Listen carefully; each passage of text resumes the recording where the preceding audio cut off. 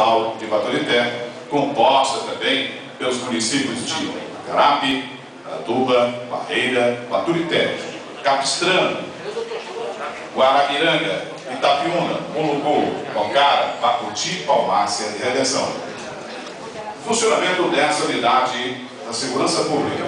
possibilitará às polícias civil e militar o desenvolvimento de ações de polícia judiciária e policiamento ostensivo, beneficiando assim toda a população. Os moradores de Aracoiaba contarão com um prédio que possui padrão inovador e moderno.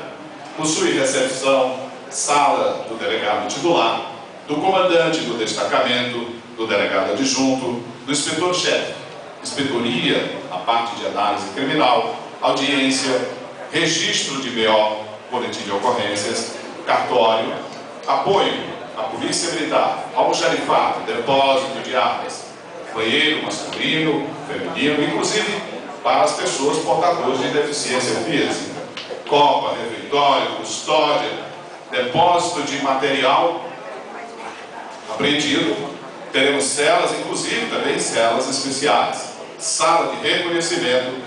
e alojamento para a Polícia Civil e alojamento para a Polícia Militar. E é com muita satisfação que, após essa visita, os senhores secretários das dependências